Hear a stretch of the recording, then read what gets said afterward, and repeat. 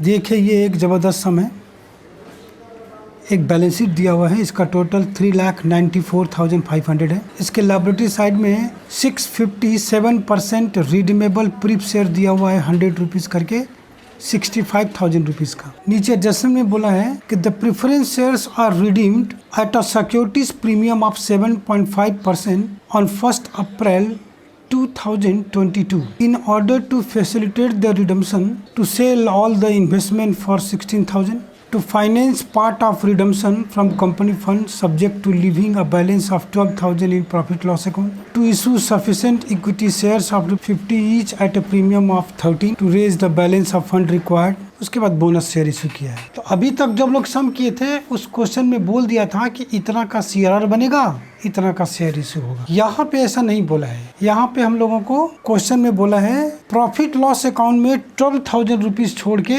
बाकी जितना पैसा बचा है आप उसको यूटिलाइज करके सीआरआर बना लीजिए, और अगर रुपए का शॉर्टेज हो रहा है तो आप शेयर इशू कर लीजिए। तो यहाँ हम लोगों को कंप्यूट करना पड़ेगा कि कितना का सीआरआर बन रहा है और कितना का शेयर बन रहा है। तो यहाँ हम लोगों को कंप्यूट करना पड़ेगा कि कितने रुपए का सीआरआर बन रहा है और कितना शेयर इशू होगा, ये हम लोगों को निकालना होगा। चलिए इसमें पहले वर्किंग करते हैं हम लोग। देखिए पहला वर्किंग होगा amount required for redemption, face value of share redeemed. हम लोग जो प्रेफरेंस शेयर रिडीम कर रहे हैं उसका फेस वैल्यू है 65,000 at securities premium on redemption 7.5% है 4875। तो हमको टोटल फंड चाहिए 69,875, ये टोटल रुपया हमको चाहिए। दूसरा वर्किंग हम लोग करेंगे amount available for CRR. Question में देखिए पीएल और रिजर्व का बैलेंस दिया हुआ है जिसको हम लोग यूटिलाइज करके सीआरआर बनाएंगे। यहाँ लिखते हैं amount as per balance sheet. Amount as per balance sheet PL में है 48,000 और रिजर्व में है 6,500 less securities premium on redemption यहीं से लेंगे 4875 पीएल से ले लेते हैं। उसके बाद क्वेश्चन में देखिए 18,500 के इन्वेस्टमेंट को 16,000 में सेल आउट किया है, तो 2,500 का लॉस हुआ है, वो भी यहीं से एडजस्ट होगा। Loss on sale of investment 2,500। 12,000 का बैलेंस केप्ट करने के लिए बोला है, 12,000 का बैलेंस इसमें लीव कर देना है, छोड़ देना है। Balance to be kept leave 12,000।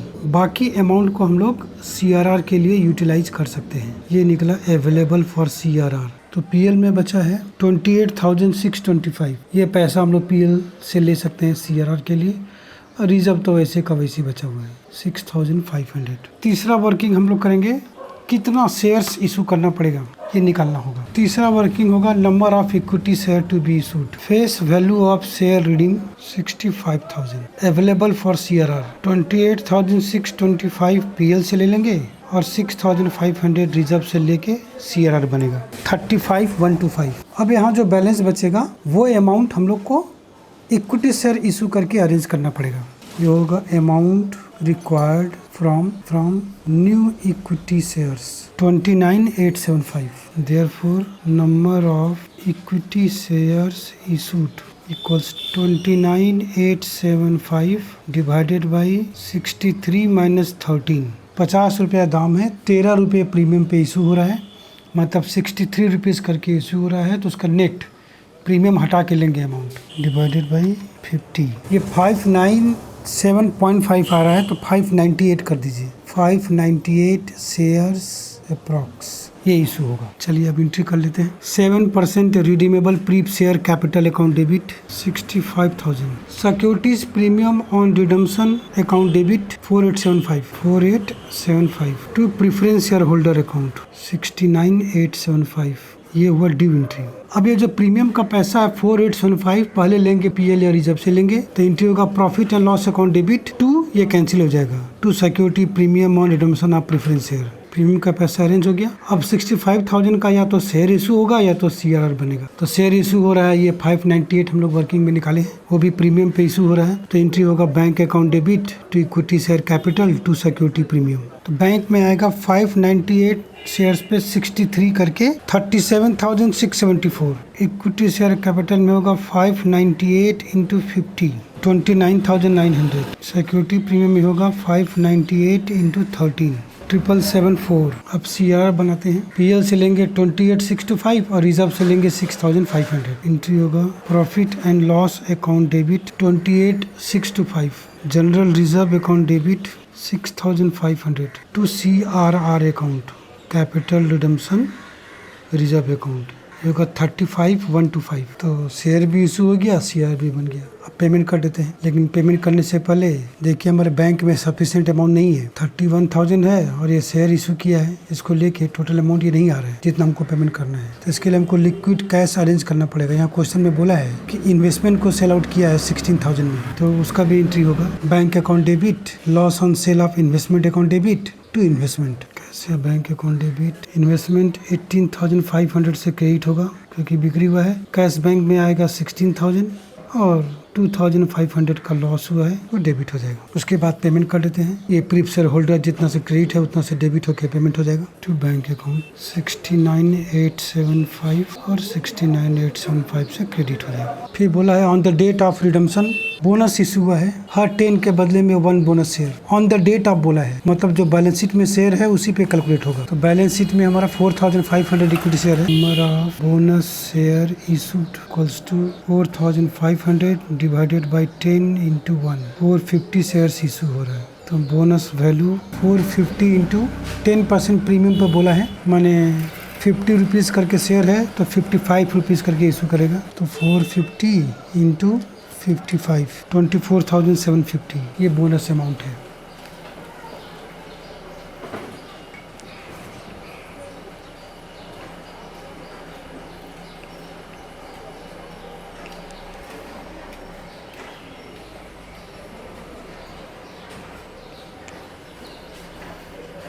चलिए बोनस ड्यू करते हैं। सबसे पहले CRR को यूटिलाइज करेंगे, तो entry CRR account debit to bonus to share holder account 24,750, 24,750 narration सब पहले ही बता चुके हैं। इसके बाद अब बोनस पेड करेंगे तो bonus to shareholder debit हो जाएगा, जितना से क्रेडिट है उतना से डेबिट हो जाएगा। टू इक्विटी शेयर कैपिटल और to security premium. Equity share capital में होगा 450 इंटू 50, 22,500। सिक्योरिटी प्रीमियम में होगा 450 इंटू 5, 2250। इस तरह का सम इम्पॉर्टेंट है।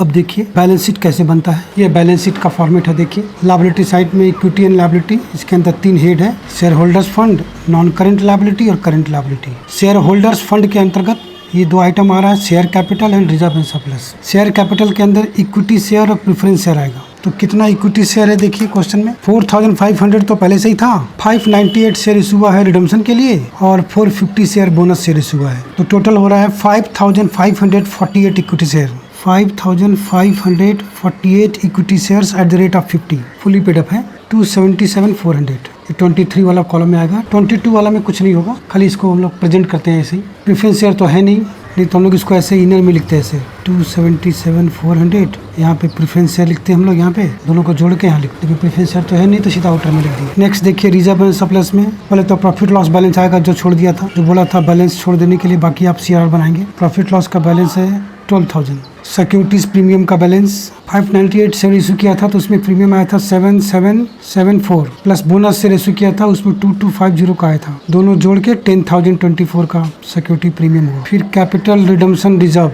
CRR टोटल 35,125 का बैलेंस हुआ था, CRR में ट्रांसफर हुआ था 35,125 का बैलेंस। इसमें से बोनस के लिए हम लोग ले लिए थे 24,750, वो माइनस हो जाएगा करके बैलेंस आ रहा है 10,375। ये तीनों जोड़ के अमाउंट के कॉलम में आ रहा है 32,399। नॉन करेंट लायबिलिटी कुछ नहीं है। करेंट लायबिलिटी में क्रेडिटर है जो ट्रेड पेबल के अंतर्गत आएगा, क्रेडिटर 50,000। लायबिलिटी साइड का टोटल आ रहा है 359,799, 3,59,799 यह है। एसेट साइड में 2 एसेट्स है, नॉन करेंट एसेट्स और करेंट एसेट्स। नॉन करेंट में टैंजिबल फिक्स एसेट्स दिया हुआ है क्वेश्चन में 3,45,000। अगर यहाँ ब्रेकअप होता है land and building, plant and machinery, furniture तो सब डैश देके यहाँ इधर में लिख के जोड़ के आउटर में करते। फिर यहाँ पे इनटैंजिबल भी आता है, गुडविल, पेटेंट, कॉपीराइट्स, वो सब तो है नहीं। करंट एसेट्स में हमारा आएगा इन्वेंट्री, ट्रेड पेबल, ये सब आएगा जो कि यहाँ पर दिया नहीं है, ये की है कैश एंड कैश इक्विवेलेंट। ये 4 आइटम प्लस हो जाएगा और ये 16,905 माइनस हो जाएगा यहाँ ब्रैकेट में।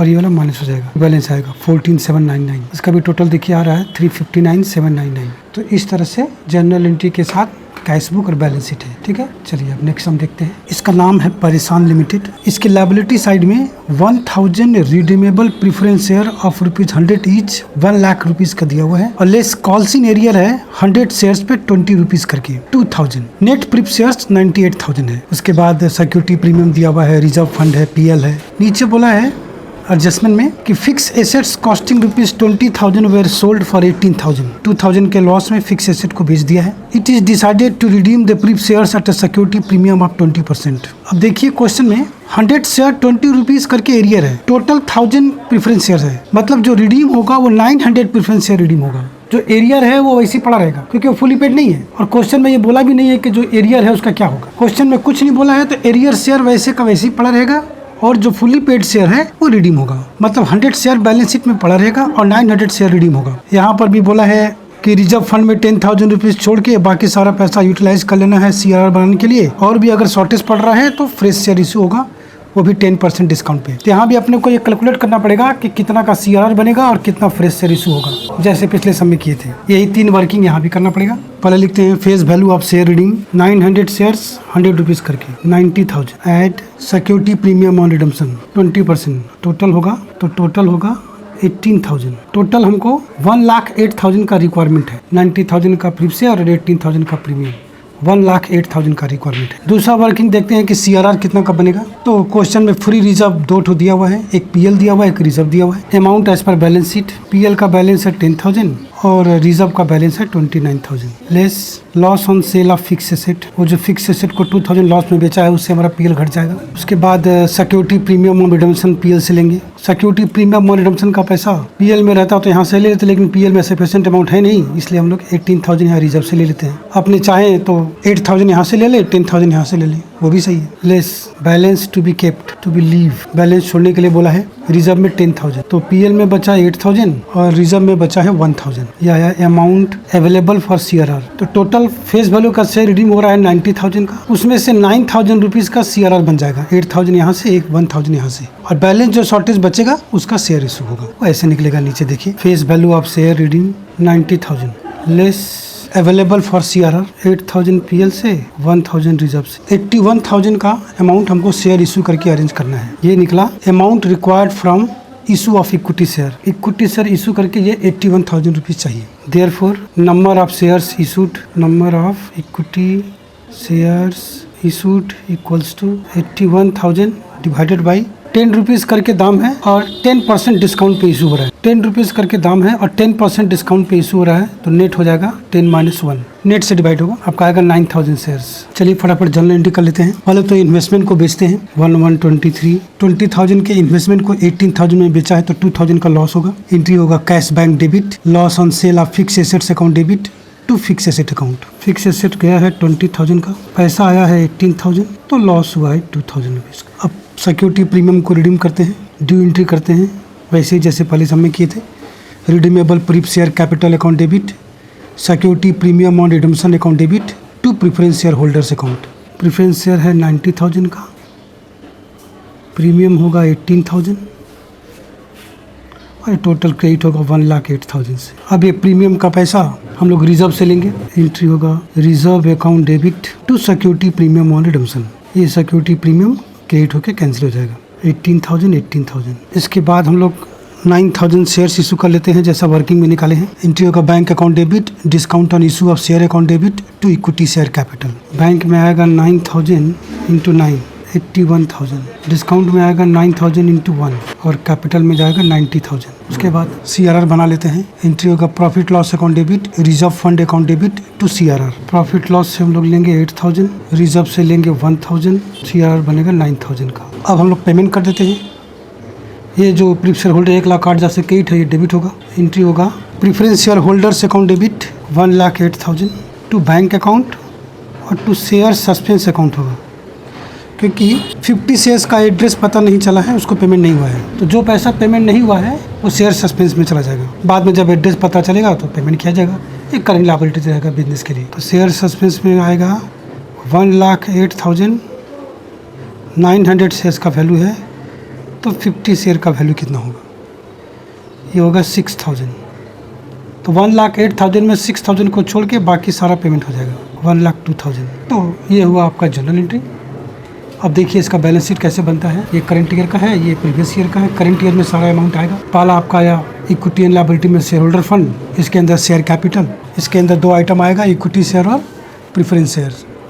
तो इक्विटी शेयर कितना होगा, 10,000 शेयर्स तो पहले से ही था और 9,000 शेयर इशू किया है हम लोग रिडीम करने के लिए, तो टोटल हो गया 19,000 equity share at the rate of ₹10, 1,90,000। उसके बाद 100 प्रेफरेंस शेयर आएगा जो रिडीम नहीं हुआ था, जो एरियर था। 100 redeemable pref share at the rate of ₹100, 10,000। यहाँ पे less calls in arrear 100 shares पे ₹20 करके, यहाँ आएगा 8,000।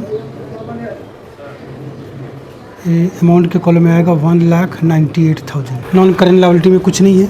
यहाँ पर आएगा रिजर्व एंड सरप्लस, इसके अंदर 3 आइटम आएगा। पहला तो आएगा रिजर्व फंड, वो जो बैलेंस लीव करने के लिए बोला था, छोड़ देने के लिए 10,000। दूसरा आएगा सिक्योरिटी प्रीमियम जो बैलेंस शीट में है, वो इसी का वैसे पड़ा हुआ है। तीसरा आएगा CRR, ये कैपिटल रिडम्पशन रिजर्व, ये 9,000 का बना हुआ है। तो ये टोटल हमारा आ जाएगा 31,000। नॉन करेंट लायबिलिटी में कुछ नहीं आएगा। करेंट लायबिलिटीज है, इसके अंदर क्रेडिटर है और एक शेयर सस्पेंसिबल आइटम आएगा।